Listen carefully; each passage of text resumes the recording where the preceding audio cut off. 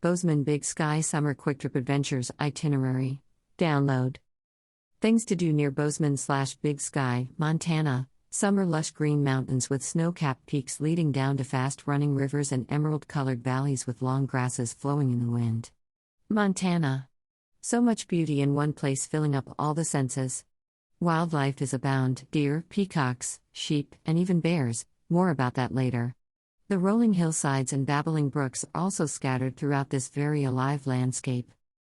Everything around this area of Montana seemed to be very well maintained, from the state roads to the interstates, surprisingly, as their winters are rough, as well as the towns in between.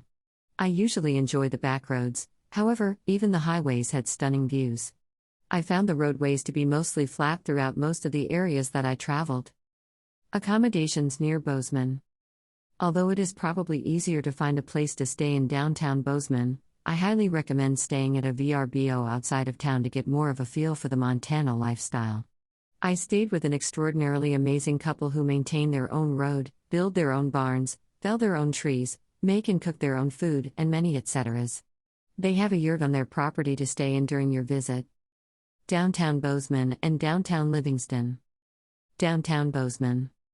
Downtown Bozeman is much larger than I expected it to be, with upscale shops, restaurants, pubs and art galleries all within walking distance. I love the Western Cafe for breakfast. It was a traditional old-school diner with mouth-watering breakfast saloon style. Mackenzie River Pizza Company had delicious pizzas and lots of options, including gluten-free crust. Downtown Livingston. Downtown Livingston is a small town with eclectic, locally owned shops and funky restaurants. I loved Pinky's for breakfast, quick service, good food and friendly staff, and Neptune's for dinner with a funky vibe, rooftop bar, and large, spacious restaurant. The menu is diverse with sushi and American options.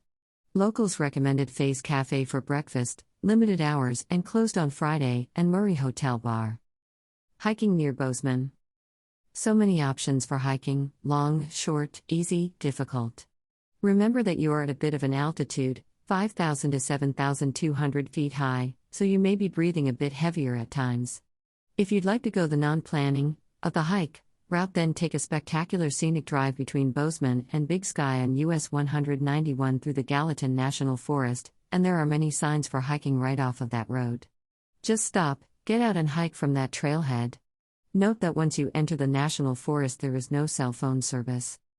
Highland Creek Trail. I chose this trail as it was moderately challenging with a good distance and pretty waterfalls. However, not sure I really recommend it. The signage at the trailhead is confusing. Turns out you should go toward Grotto Falls if you'd like to see waterfalls and not follow the Creek Trail sign from the trailhead.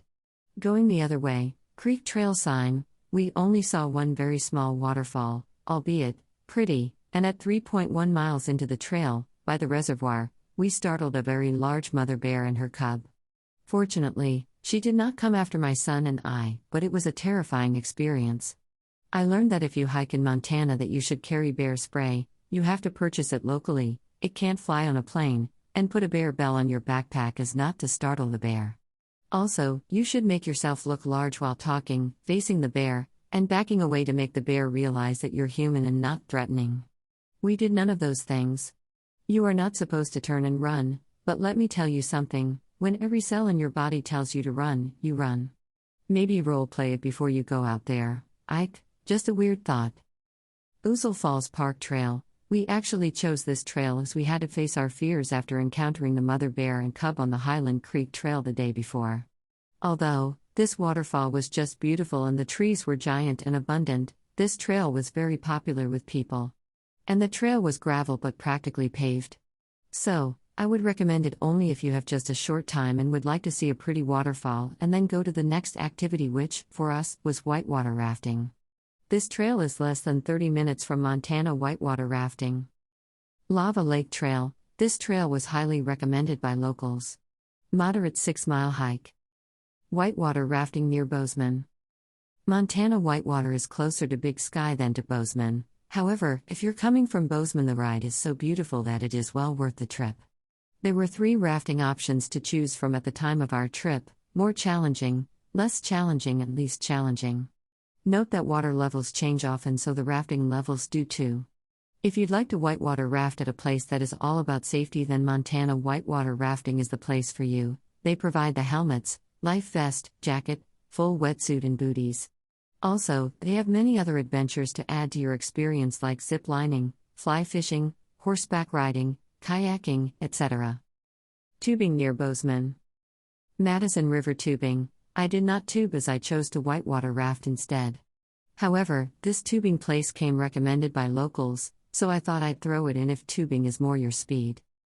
Hot springs near Bozeman. After a long day of hiking, the Bozeman area has 2 hot springs to enjoy to ease your sore muscles. Note that the hot springs are captured in more of a swimming pool, with both spring water and added water, to make it more comfortable to soak in. I think I was expecting a Romanesque bathhouse, which it was not. We went to the hot springs in Chico. The springs were a soothing 99 to 100 plus degrees. There is also the Bozeman Hot Springs. Bozeman Big Sky Summer Quick Trip Adventures Itinerary. Helpful links to book your travel here.